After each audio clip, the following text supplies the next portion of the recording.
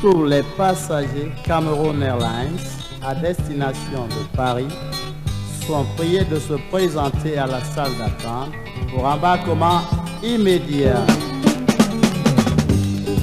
Amadou Aïdoé, Bobo Limandene, Mamo Bouché Dina la Soué, na Cameroun Airlines, Bato non Newaye, Nyola Cameroun Airlines, Detonika Sangwe Komo, Obam Sendi de la Bongoye.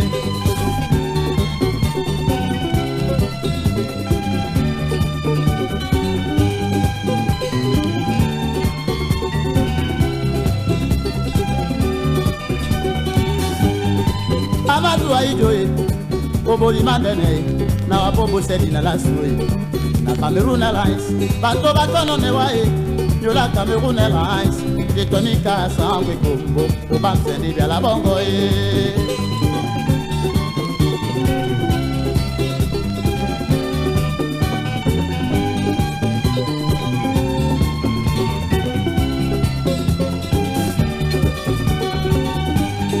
Mbana ministre wa transport Sango John Morning Kingon na Sango Kulenjanga PDG nya Cameroun Airlines Lopulele Manyolo o Madiese na Libene pe Abiongi idolo neni compagnie.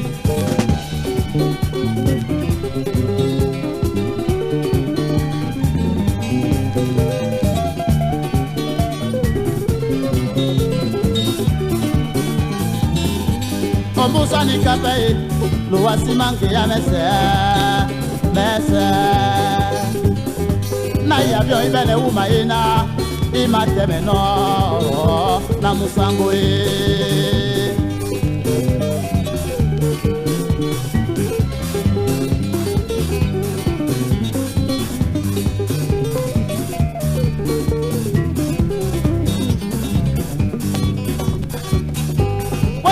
Bongi Mumbano a CNC, et là il a bena, aéroport international.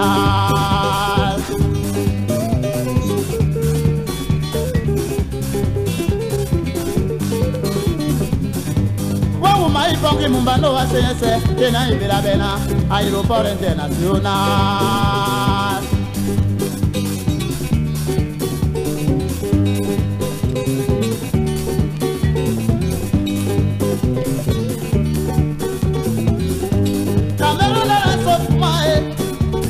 Kumaneba Cameroun la Sofumae Iyo Kumaneba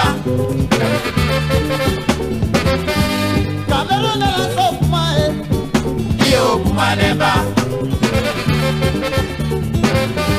Cameroun la Sofumae Iyo Kumaneba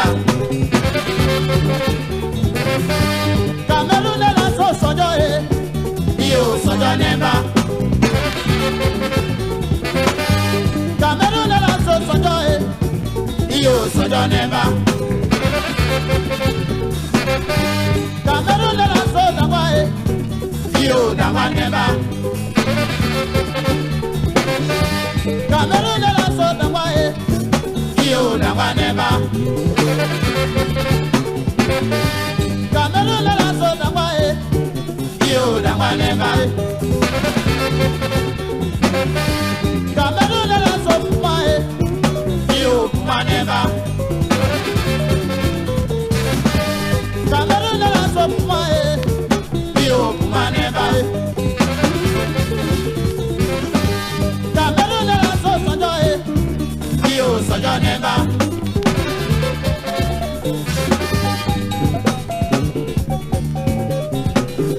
Mesdames, Mesdemoiselles, Messieurs, le commandant Angou et son équipage sont heureux de vous accueillir à bord de la Sanaga 1707 de la compagnie Cameroun Airlines.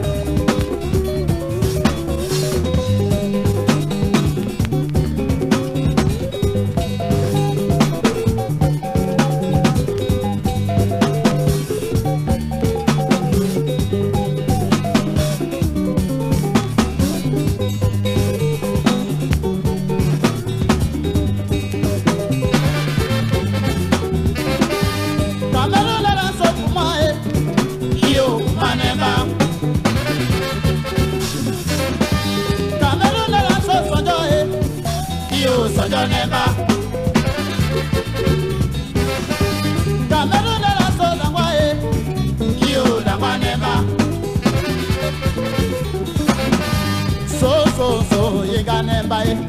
dis-moi c'est.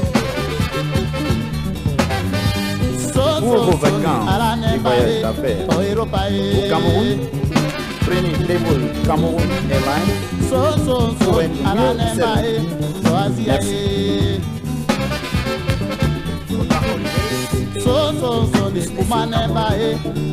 Like Cameroon Airlines, serve you well.